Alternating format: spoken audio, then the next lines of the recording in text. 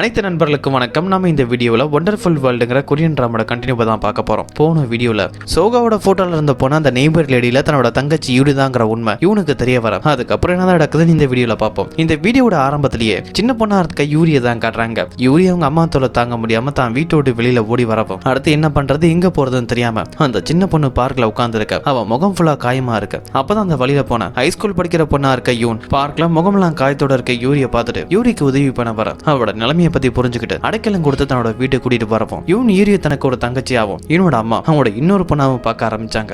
இப்ப பிரசன்ட்ல அப்படி தான் தங்கச்சா நினைச்ச அந்த யூரிய தனக்கு துரோகம் பண்ணதை இவனால தாங்க முடியல. அப்படியே இந்த ரூமுக்கு வெளியில யூரியா அவங்களோட உண்மையா நாம அடிச்சிட்டு இருக்கப்போ அப்பதான் இவனோட அம்மா அங்க வராங்க. யூரி அடி வாங்குறத பார்த்துட்டு அந்த லேடியை தள்ளிவிட்டு, என் பொண்ணு பக்கத்துல நீ வரக்கூடாது, இங்க இருந்து போன்னு சொல்லி மிரட்டி போக சொல்ல அவங்களும் கிளம்புறாங்க. அப்படி போறவங்க வெளியில இருக்க சீவுண்ட அவங்க பண்ண வேலைக்காக பணத்தையே வாங்கிட்டு போக, இப்பதான் யூன் அந்த ரூம்ல இருந்து வெளியில வரவும் அழுதுட்டு இருக்க யூரியா அவங்க அம்மா சமாதானப்படுத்திட்டு இருக்காங்க.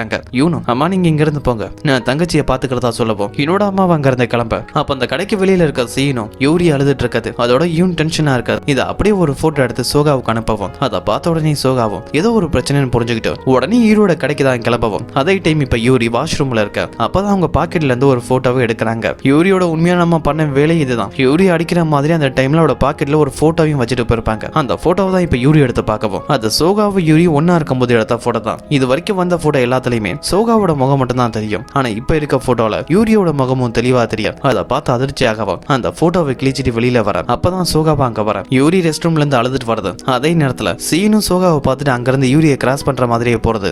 இதெல்லாம் வச்சு ஏதோ ஒரு பிரச்சனை நடந்திருக்குன்னு புரிஞ்சுக்கவும் டேட்டி லீவ் மூலமா உடனே சீனை ஃபாலோ பண்ண சொல்ல, இப்ப யூரி அவங்க ரூமுக்கு தான் வர. அங்க யூன் இருக்கவும் யூரி கிட்ட எனக்கு எல்லா உண்மையும் தெரிஞ்சிடுச்சுன்னு சொல்ல, இவனோட பேச்சு அவங்க நடந்துக்கிறத விதத்தை வச்சு இவனுக்கு எல்லா உண்மையும் தெரிஞ்சிடுச்சுன்னு யூரி புரிஞ்சுக்க யூரி மன்னிப்பு கேட்டு பேச ட்ரை பண்றாங்க. ஆனா யூன் இதுக்கப்புறம் நம்ம பேச வேண்டியது எதுவுமே இல்ல, நான் எப்பவுமே உன்னை மன்னிக்க போறதில்லன்னு சொல்லிட்டு அங்க இருந்து யூன் கிளம்ப. யூரியும் தான் அக்காவுக்கே துரோகம் பண்ணிட்டோன்னு வருத்தப்பட்ட ஆள அதோட சீனை கட் பண்ணா இப்ப யூனு தான் காட்டுறாங்க.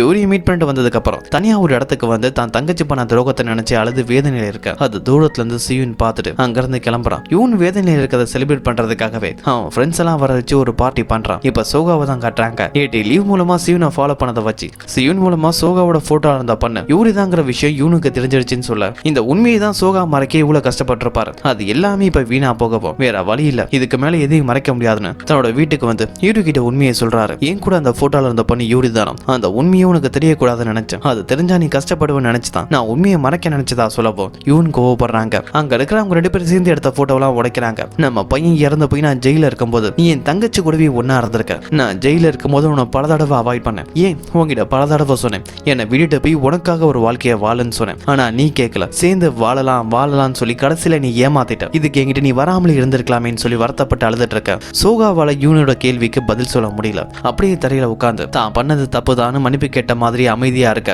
யூன் அங்க இருந்து அவங்க ரூமுக்கு போய் ஃபீல் பண்ணி அழுதுட்டு இருக்க. இப்ப கற்பனை யூரி தான் காட்டுறாங்க. 7 வருஷத்துக்கு முன்னாடி நடந்த விஷயத்தை பத்தி தான் யோசிக்கிறாங்க. கற்பனா பாஸ்ல ஜெயில இருக்க யூனை சோகாவை மீட் பண்ண போகும்போது யூன் இதுக்கப்புறம் நம்ம சேர்ந்து வாழ முடியாதுன்னு சொல்லியிருப்பாங்க. அதுக்கப்புறம் வருத்தத்தோட ஒரு பாருக்கு வந்து சோகா ட்ரிங்க் பண்ணிட்டு இருக்கவும் யூரியும் சோகாவை மீட் பண்றதுக்காக அந்த பாருக்கு வந்திருப்பாங்க. தான் அக்கா ஜெயில இருக்கிறத நினைச்சு யூரியும் வருத்தத்துல தான் இருக்க. அவங்களும் லைட்டா ட்ரிங்க் பண்ணிருப்பாங்க. அப்ப சோகா ஓவரா ட்ரிங்க் பண்ணதால கான்சியஸ் இல்லாம இருக்க. சோகாவை ரெஸ்ட் எடுக்க வைக்கிறதுக்காக ஒரு ரூமுக்கு கூட்டிட்டு போகும்போது அவங்களுக்குள்ள தெரியாம அது தப்பு நடந்திருக்கும். இப்ப பிரசன்ட்ல அதை நினைச்சு கில்ட்டியா ஃபீல் பண்ணவும் உடனே யூரி தன்னோட சொந்த அம்மாவுக்கே கால் பண்ணி என் போட்டோ எப்படி உடனே கிடைச்சிச்சுன்னு கேட்டு கோவப்படவும், ஆனா அவங்க அதுக்கு சரியான பதில சொல்லல. அதே டைம் அவங்களை மீட் பண்றதுக்காக யூனும் அங்க வர. அந்த லேடியும் எனக்கு ஒரு முக்கியமான வேலை இருக்குன்னு சொல்லிட்டு காலை கட் பண்ணிடுவாங்க. யூனும் யூரியோட உண்மையான அம்மா கிட்ட பல வருஷம் கழிச்சு உன் பொண்ணை பார்க்க வந்திருக்க, சரி ஆனா அவ வேலை பார்க்குற இடம் எப்படி உனக்கு தெரியும், ஏதோ வச்சு அவளை மிரட்ட வந்திருக்க, என் கெஸ் மட்டும் கரெக்டா இருந்தா உங்ககிட்ட ஈரோட போட்டோ இருக்கும், அதை வச்சுதானே அவளை மிரட்டுறியான்னு கேட்கவும், அது எப்படி உனக்கு தெரியும் அவங்க கேட்கவும், யூனும் நீ மறுபடியும் யூரிக்கு எதுவும் தொல்லை கொடுத்த, நான் உன்னை சும்மா விட மாட்டேன்னு மிரட்டிட்டு அங்க இருந்து கிளம்ப. அந்த யூரோட அம்மாவும் என்ன மிரட்டி நீங்க இருந்து போற,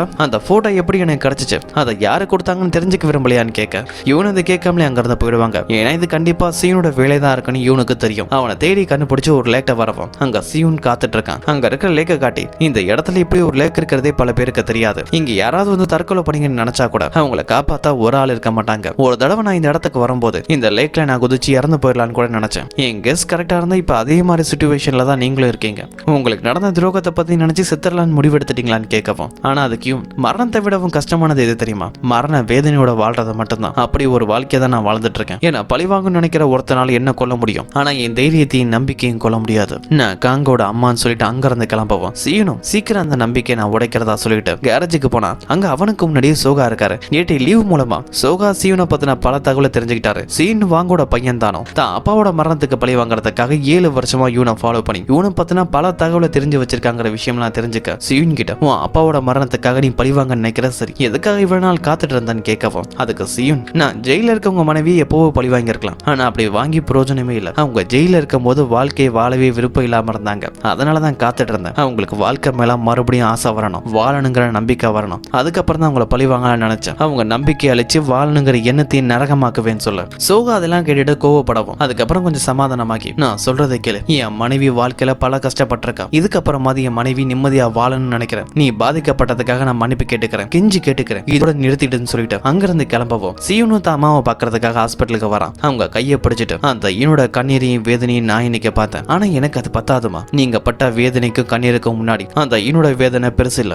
சீக்கிரமாவே நீங்க பட்ட வேதனையும் வலியோட அதிகமான வேதனையை அந்த யூனை அனுபவிக்க வைப்பேன் அப்படின்னு கோமாளகத்தை அம்மா கிட்ட சொல்லவும் கற்பனை இப்ப சோகாவை தான் காட்டுறாங்க. டேட்டே லீவ் அந்த நேபர் லேடி 3 பேருமே சேர்ந்து கிம்ஜூனுக்கு எதிராக பிளான் பண்றாங்க. இன்னைக்கு சோகாவோட சேனல்ல ஒரு ப்ரோக்ராம் நடக்க போகுது, அது சீப் கெஸ்டா வரப்போறதே கிம்ஜூன் தான். அங்க வர கிம்ஜூனுக்கு ஒரு அஃபேர் இருக்குங்கிற விஷயத்த எல்லாருக்கும் முன்னாடி எக்ஸ்போஸ் பண்ணி அவன் பண்ண நிறைய தப்புகளை வெளியில கொண்டு வரலாம்னு சொல்லி பிளான் பண்ணிட்டு இருக்க. இன்னொரு பக்கம் கிம்ஜூனை சீன் வந்து மீட் பண்ணி இன்னைக்கு டிவி ப்ரோக்ராம்ல நீங்க கலந்துக்க போறீங்கன்னு கேள்விப்பட்டேன், அந்த நேரத்துல இது உங்களுக்கு உதவியா இருக்குன்னு சொல்லிட்டு ஒரு கவரை கொடுத்துட்டாங்கிறத போக கிம்ஜூன் அதை பார்த்து அவரோட செக்ரட்டரி மேல கோவப்படுறாரு. கிம்ஜூன் அதுல என்னதான் பார்த்தாருன்னு தெரியல, ஆனா சீனோட முட்டாள்தனத்தாலையும் பழிவாங்குற விதத்தாலையும் தனக்கு பிரச்சனை வந்துருமோன்னு சொல்லி பயப்பட இப்ப யூனை தான் காட்டுறாங்க. தான் தங்கச்சி யூரி கால் பண்ணி ஒரு ஹோட்டலுக்கு வர சொல்லியிருக்க. அங்க யூவியும் வர தான் பண்ண தப்புக்காக மன்னிப்பு கேட்கறாங்க. அக்கா நான் பண்ணது தப்பு தான், நீங்க என்ன தண்டனை கொடுத்தாலும் அதை ஏத்துக்க நான் தயாரா இருக்கேன், நீங்க என்ன திட்டினாலும் சரி அடிச்சாலும் சரி, ஏன் நீங்க சாக விரும்பினா கூட நான் என் உயிரை கொடுக்க கூட தயாரா இருக்கிறதா சொல்லப்போம். யூன் அதெல்லாம் பொறுமையா கேட்டது, நான் உனக்கு எந்த ஒரு தண்டனையும் கொடுக்க போறதில்ல, அதே நேரத்துல மன்னிக்கவும் போறதில்ல, நீ இனிமேல் என் தங்கச்சியாவும் இருக்க போறதில்ல. அதுக்கான காரணம் என்னன்னு தெரியுமா,